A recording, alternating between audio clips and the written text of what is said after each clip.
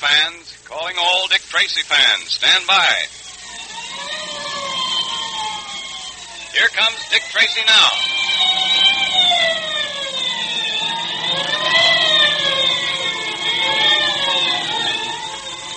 Quaker puffed wheat and Quaker puffed rice, those specially delicious, refreshing cereals that are shot from guns to give you lots of trigger-fast food energy, now bring you another electrically transcribed episode in this new series of thrilling Dick Tracy adventures.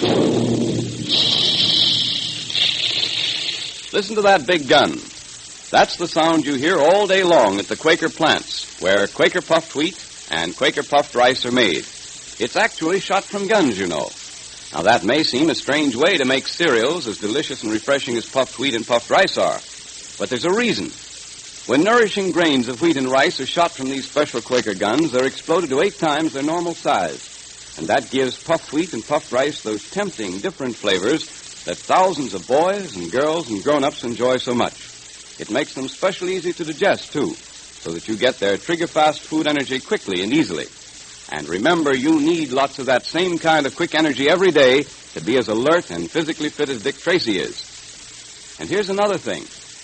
The best way you can show Dick Tracy you're enjoying his swell adventures is to ask Mother to give you puffed wheat for breakfast one day and then puffed rice the next. That way you let Dick know you're with him and for him. And you have a delightful breakfast change the whole family enjoys. So ask Mother now to get you Quaker puffed wheat and Quaker puffed rice from the grocer who displays the Dick Tracy Secret Service Patrol headquarters sign right away. The inhabitants of Pitchblende, a mining town in the Canadian Northwest, live in terror of Vernon Kyle and his lawless gang.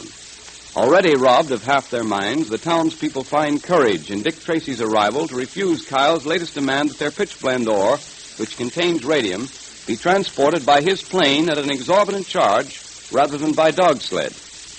Despite Kyle's threats, the dog teams guarded by Pat Patton and some mounted police are en route to Peel River.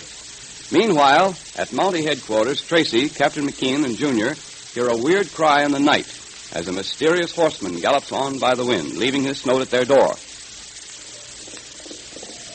You cannot win alone against the snake that calls itself Vernon Kyle. I will help you. And it's signed the Purple Rider. Purple Rider? Gee, I wonder who he is. Yeah, I can still see him. The hooded rider galloping across the moon. There he's gone now over the brow of that hill. Well, Tracy, what does this mean? What do you make of it? Well, offhand, McKean, I'd say that the miners hereabout are not the only ones who have a grievance against Vernon Kyle. It seems to be someone else. Someone, I might add, with an obvious leaning toward theatrical effect. Well, what do you think this Purple Rider plans to do? Oh, as to that, McKean, your guess is as good as mine. We can only wait and see. A Purple Rider? Christ, it sort of makes me feel... I don't know, sort of creepy, Dick. Well, Junior, I should say that's the effect it's intended to produce, especially in our friend Vernon Kyle.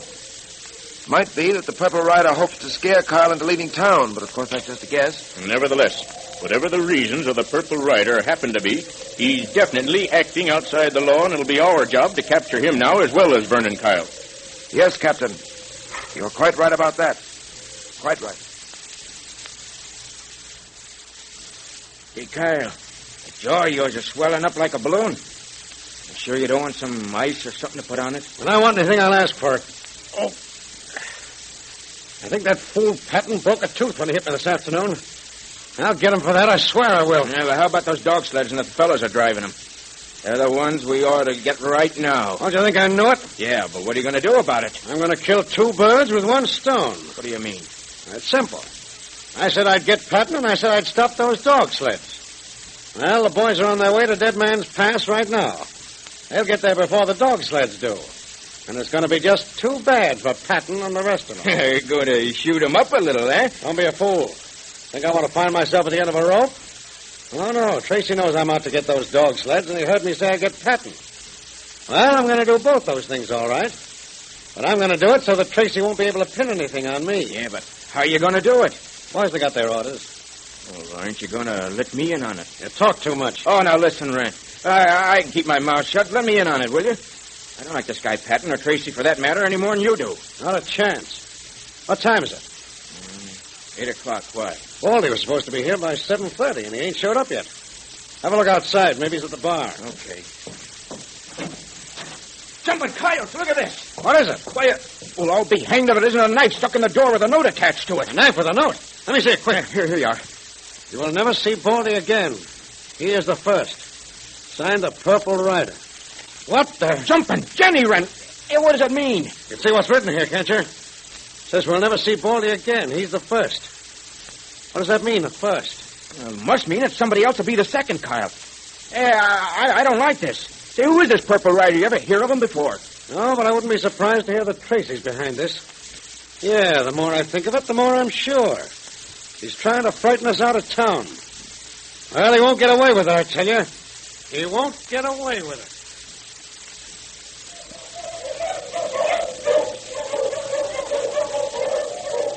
Mush! Get along there. Oh, boy, this wind sure is sharp and cold. It goes right through these firs. Sure does. We're used to cold nights up here, but we don't get many like this, I can tell you.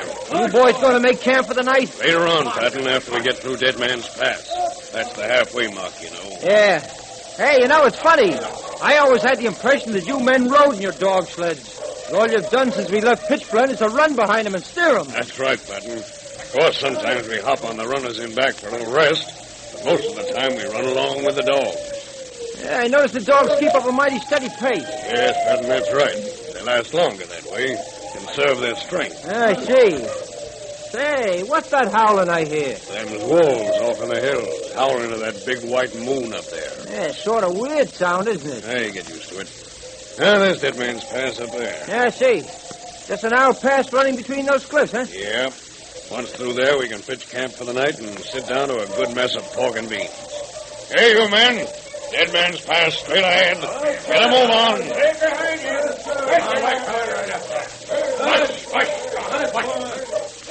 Well, we're coming into Dead Man's Pass now. Say, look at those cliffs of snow and ice towering about us on both sides there. That seems so on the other. Yep.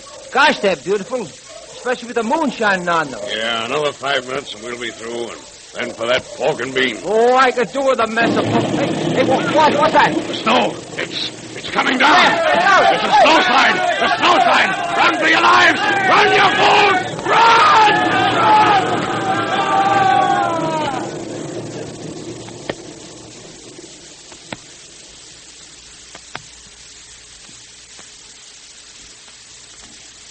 Well, Tracy, I think it's about time for me to be hitting the hay. How about you?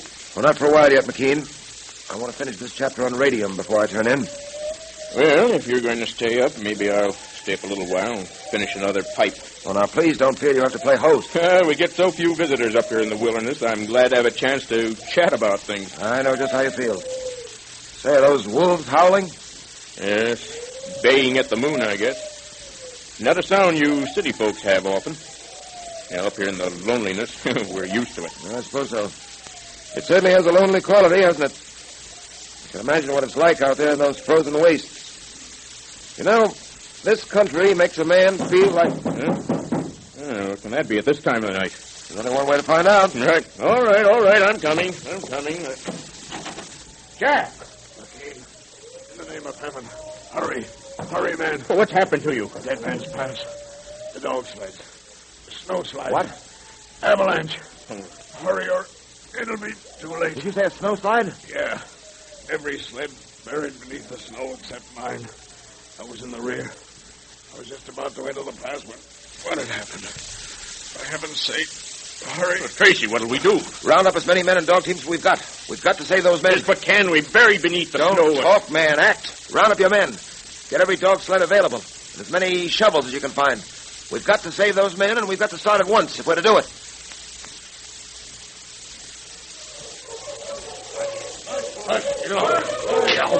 Hell, heaven help us to be in time. Mush, you dogs. Come along now. Push those dogs to their limit. Don't let up. The lives of the men may depend on those animals. No, it's strange, Tracy. Very strange. Oh, what is, McKean? There's never been a snowslide at Dead Man's Pass. They can't figure out what could have caused one at this time. And one just as those men were passing through, too. Well, the fact that there's never been one before, and this one happened just as the men were passing through, those aren't meaningless, unrelated facts. What do you mean? I mean, McKean, that pass was exploded. I know it sounds like a wild guess, but I have a strong hunch.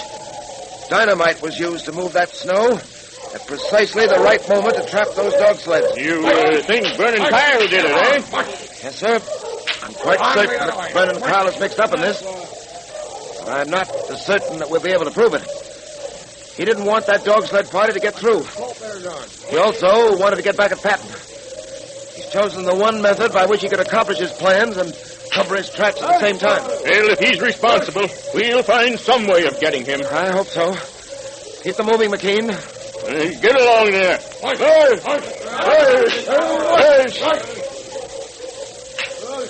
And Tracy, we've got to save those men. I feel a sense of personal responsibility, and I'm sure you do. For they've got families, many of them, and if they should die... Don't think about it. Keep moving. Hurry, you men. Keep up with us here. Nothing coyotes. We're doing the best we can. Hey, Tracy, look. There's Deadman's Pass ahead. Yes. Look at that mound of snow. We're going to have our hands full digging them out of there. Well, we've got to save them. We've got to. And we will, McKean, if it's humanly possible. All right, men. Pull up. We're here now. All right, pull the sleds over to the side. And get those shovels and get busy. Even if they're buried under all that snow, they haven't got a chance. Yeah, that's what I say. What are you men talking about? There's one chance in a million to save those men. We've got to take it. We've got to dig until we collapse. Now get in there and start. Every second counts. Okay, Mr. Tracy. Get going, boys. Come on.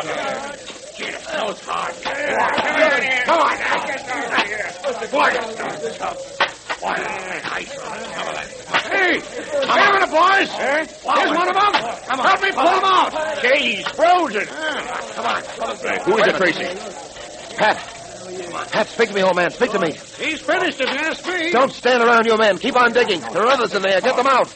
Keep digging, do you hear? Keep digging. Come on, boys. Keep at it. Come on. Keep going. Pat, old boy. Tracy, is he... I don't know, McKean. I don't know. Come on. Is Pat Patton alive or dead? And what will happen next in this drama of the forces of law against the forces of evil? We'll soon know. But now it's time for our Dick Tracy Secret Service Patrol meeting, and all you boys and girls are invited to attend by Quaker Puffed Wheat and Quaker Puffed Rice, those two specially delicious, refreshing cereals that are shot from guns to give you trigger-fast food energy. All right, Junior, we're ready. The meeting will now come to order. And today, Miss Tress Trueheart has a special message for you. Yes, Miss Trueheart wants to congratulate all the girls on the way they're getting their friends to join the National Girls Division of the Dick Tracy Secret Service Patrol. And Dick Tracy sends congratulations to the fellas, too. You're doing a swell job. Dick and Tess want me to remind you all to be sure to sign your patrol pledge in the presence of your mother when you get it. That's very important. You know, the patrol pledge really does mean a lot. That pledge has been a lasting bond between Dick Tracy, Pat, and me through all our adventures together. Just like the Three Musketeers, eh, Junior? Yes, sir. All for one and one for all. And Dick would like to know that every real red-blooded boy and girl in the country has signed that same pledge that means so much to us. Hear that, fellows and girls? If you've signed your pledge, you know how much that means. But if you haven't joined the patrol yet, send for your membership now. Get your secret code book, your patrol pledge, an official badge, free. Now, here's all you do. Just send 2 Quaker Puffed Wheat or Quaker Puffed Rice box tops with your name and address printed on a plain piece of paper to Dick Tracy, Box L, Chicago. And on this piece of paper, where you print your name and address, also print Girls Division if you're a girl, or if you're a boy, just print the word boy. Remember, Quaker Puffed Wheat and Quaker Puffed Rice are the 2 specially delicious cereals that give you trigger-fast food energy because they're shot from guns. So ask Mother now to get you some of each from the grocers right away.